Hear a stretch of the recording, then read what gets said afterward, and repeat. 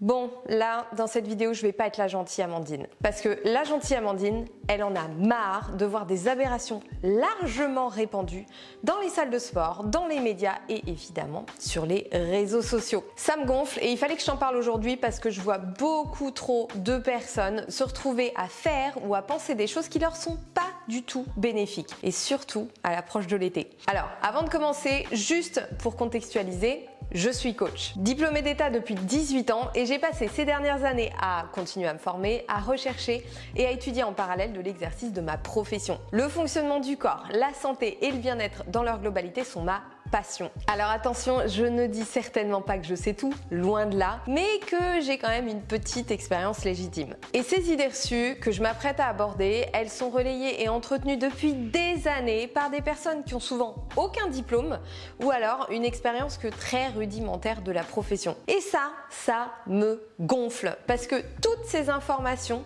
elles influencent au quotidien une quantité énorme de personnes qui sont induites en erreur et dont tu fais peut-être partie. Et moi ça m'insupporte. Bon allez, sans plus attendre, on rentre dans le vif du sujet. Il est temps de casser quelques mythes. On commence par le premier. Faire des abdos pour avoir le ventre plat. Alors déjà, une petite mise au point importante, le ventre il est quasiment jamais plat. Ça, c'est une impression qui est ultra répandue et qui clairement ne colle pas à la réalité. Le ventre plat c'est devenu une norme et même une injonction. Et ça engendre des complexes et même de la dysmorphie. Et c'est oublier qu'un ventre, ça vit et que ça accomplit en permanence tout un tas de choses pour assurer notre santé. Alors clairement, se sentir mal et même moche parce que son ventre, il est juste en train de fonctionner normalement, ça c'est pas normal. Petite parenthèse importante, le culte du ventre plat, c'est une construction et qui va bien au-delà des frontières du fitness d'ailleurs. Ça touche à la désirabilité de la femme. Même si les mecs ont aussi la pression du six-pack, l'image d'un homme avec un petit bidon sera bien plus acceptable, voire même désirable,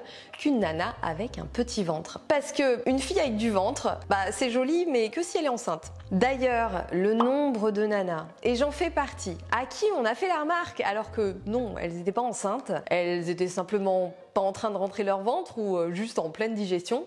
Mais c'est hallucinant.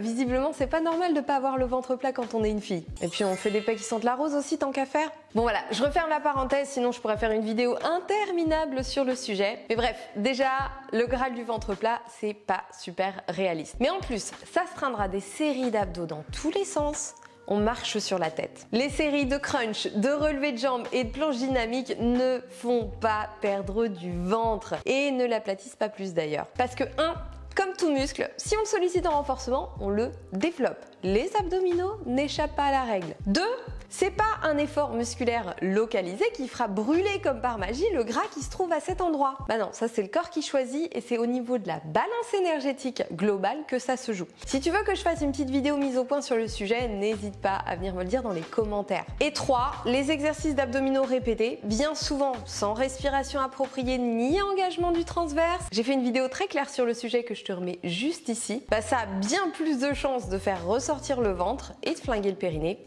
qu'autre chose. Alors, les séances d'abdos brûle-graisse ou ventre plat, à moins que ce soit du pilate ou de l'hypopressif, c'est de la poudre aux yeux. On en reparle un peu plus tard dans la vidéo d'ailleurs. Et si tu veux en savoir plus sur le sujet, je te remets plusieurs vidéos intéressantes juste en description. Et pour finir, parce que c'est un aspect crucial qui est bien souvent négligé, le ventre, c'est avant tout ce qui se passe à l'intérieur.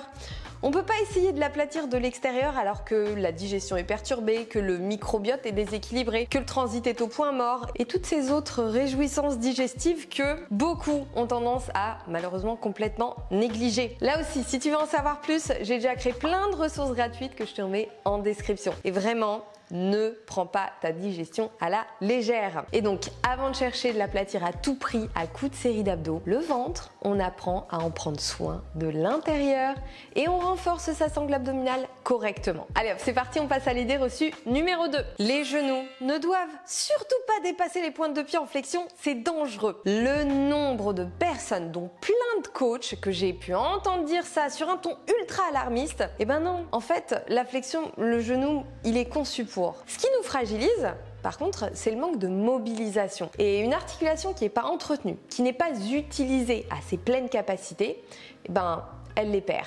tout simplement, et elle se fragilise. Alors je suis consciente qu'on puisse vite se sentir perdu quant à l'entretien de ses articulations. C'est pas comme si on nous l'enseignait à l'école. Et pourtant, c'est essentiel. C'est notre corps, c'est notre mécanique. Et aujourd'hui, on subit de plein fouet le manque de connaissances de pourtant ce qui nous porte au quotidien, notre corps, et aussi les dégâts causés par la sédentarité et une activité physique inadaptée. C'est pour ça que j'ai créé Moveo, une formation pour adultes, pas à pas, pour que chacun, chacune puisse apprendre à son rythme, quel que soit son niveau, à comprendre, à utiliser et à entretenir son corps pour en profiter pleinement, durablement. C'est super important parce que je sais pas pour toi, mais moi j'ai envie de pouvoir plier mes genoux comme je veux et puis surtout de pouvoir faire mes lacets toute seule à 80 ans. Alors non, les genoux qui dépassent les pointes de pied, ça n'est pas dangereux. Par contre, sur un genou fragilisé, démobilisé, il va falloir y aller progressivement.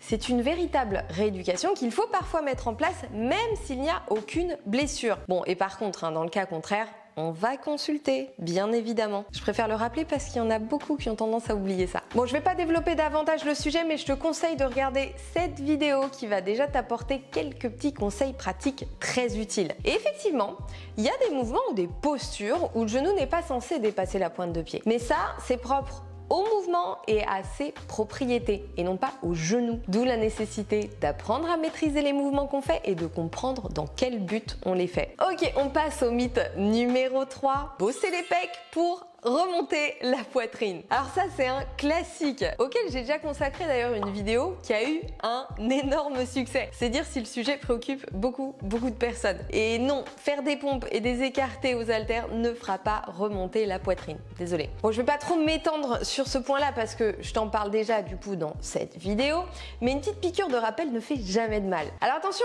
ça veut pas dire que ça sert à rien de travailler ses pectoraux. Les pectoraux, ils sont indispensables au bon équilibre de l'épaule et puis dans tous les cas, pour l'entretien de l'équilibre musculo-squelettique global, ils ne sont pas plus à négliger que n'importe quel autre de nos muscles. Puis en plus, ils permettent de faire plein de mouvements super cool. Donc tu peux bosser tes pecs pour plein de bonnes raisons, mais remonter la poitrine n'en fait pas partie. Allez, maintenant, pour finir, on attaque un mythe chaud, bouillant, surtout en ce moment. Faire du HIIT pour brûler du gras. Ah là là, alors ça, avec l'été qui arrive, on en a à toutes les sauces. Et je dois dire que moi aussi, par le passé, j'ai utilisé le terme brûle-graisse pour certaines séances parce que c'est le meilleur moyen d'attirer du monde. Bah oui, c'est tout de suite plus attrayant que séance qui va te faire transpirer mais qui ne brûlera pas plus de gras que si tu faisais une balade à vélo. Et là tu te dis, quoi?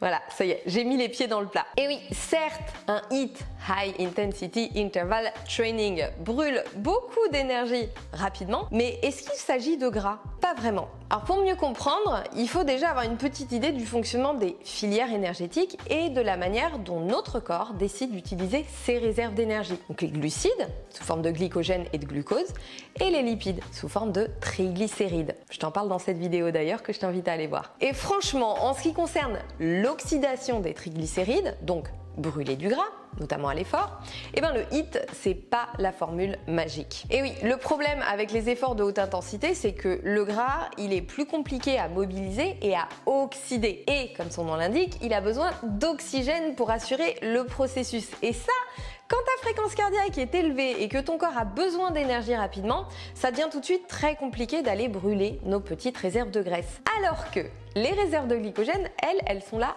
pour ça.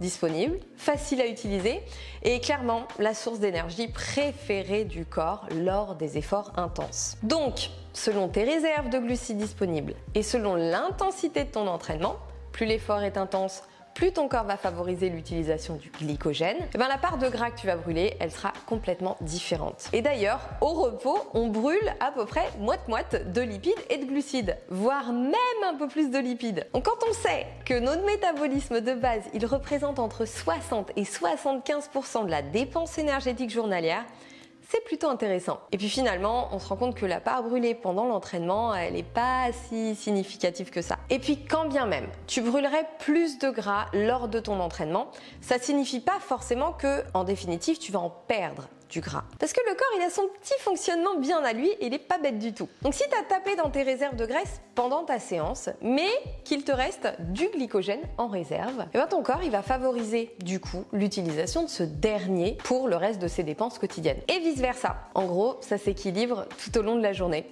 et de la nuit. Donc clairement, en termes de perte de gras, c'est pas le type d'entraînement qui fera la différence. Mais encore une fois, ce sera la balance énergétique. Parce que si tu brûles de l'énergie pendant l'effort et que tes apports sont légèrement inférieurs à ce que tu as dépensé, ton corps, il n'aura pas d'autre choix que d'aller se délester d'un petit peu de ses réserves de graisse. C'est le principe du déficit calorique. Attention à ne pas faire n'importe comment, mais ça c'est un autre sujet. Et puis surtout, une chose très importante, ce qui va déterminer quelle quantité d'énergie tu vas brûler à l'effort et au repos, ça va être ton métabolisme. Et lui, il y a un truc qui le fait carburer à fond, c'est ta masse musculaire. Alors si tu veux brûler plus de gras toute la journée, et même en dormant, développe et entretiens ta masse musculaire. Ça, on en parle plus en détail dans Moveo, mais si tu veux, je pourrais aussi te faire une petite vidéo explicative par ici. Donc, pour récapituler, faire du HIIT, c'est bien pour te défouler, augmenter ta dépense énergétique totale, t'entraîner en un laps de temps limité, donc ça c'est cool quand on n'a pas le temps,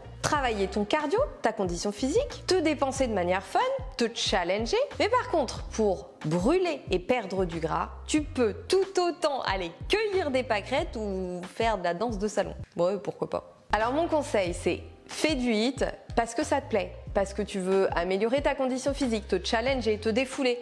Mais si tu le fais exclusivement dans le but de perdre du gras et qu'en plus tu n'y prends pas forcément de plaisir, fais autre chose. Une grande marche en extérieur, de la danse, du roller, peu importe. Mais ne t'inflige pas un truc dans le seul but de maigrir, alors que ta perte de gras, elle s'opère bien en dehors de tes 30 minutes de HIIT. Tu t'épargneras des grimaces et même peut-être des bobos. Et renforce correctement ton corps. Ne compte pas sur les HIIT pour ça, parce que clairement, quand tu es à bout de souffle en train de speeder pour faire tes mouvements, c'est certainement pas là que tu construis efficacement de la masse maigre. Bon voilà, j'espère avoir clarifié les choses une bonne fois pour toutes parce que ça me gonfle de voir des HIIT et des circuits brûle-graisse servis à toutes les sauces. Alors j'en aurais bien eu d'autres, des idées à envoyer valser, mais là je pense que la vidéo est déjà bien assez longue. Alors viens me dire en commentaire ce que t'en as pensé. N'oublie pas d'aller voir toutes les infos qui t'attendent en description, ça devrait t'intéresser. Et pense à t'abonner aussi parce que j'ai encore plein de contenus intéressants à te partager. Et puis, évidemment, si tu as des questions, viens me les poser en commentaire, je serai ravie d'y répondre. Allez, je te laisse, prends bien soin de toi et surtout, entraîne-toi pour toi, en conscience et pour les bonnes raisons. Ciao!